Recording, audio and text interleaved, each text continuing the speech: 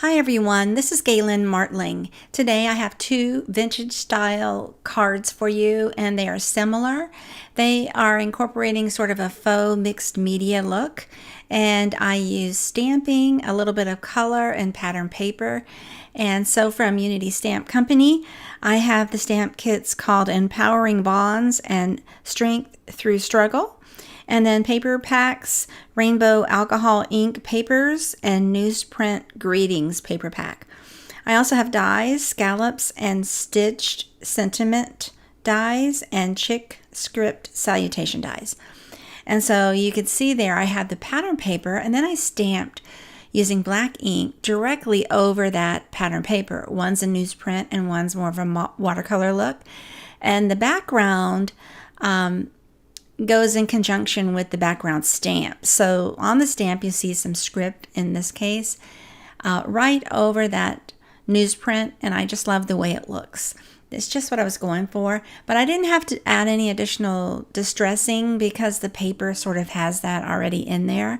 The only extra thing I did was on the butterfly, added a little color using Copic markers, and really that's it on color for this.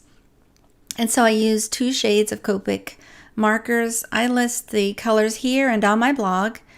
And then I die cut it out, just the area that I wanted. I wanted the image to be smaller than the frame. And so then I die cut a frame layer in brown. And then I added a sentiment stamped and trimmed and die cut the sentiment. I put a little bit of metallic gold threading behind the sentiment label just to give it some extra interest and shimmer. And then I framed the sentiment using gold cardstock. It just gives it a little hint of elegance really against that vintage look. And then I just adhere everything and layer it onto the card base.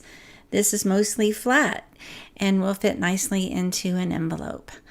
And so now I have a second card that I use with watercolor wash sort of paper, pattern paper, stamped that very dark background flower that already has text behind it. I just stamped that whole thing all in, it's one big stamp right onto that paper. I added a little color and it works fine. I used Copic markers for this. Use what you have. And I just added some shades of pink. And against the blue it looks a little lavender when it's finished. But that's just fine. I wanted more of a vintagey mixed media look. I also added a little green to the leaves. It shows up, a hint of it shows. And so then I die cut it the same way and added adhesive and layered this right onto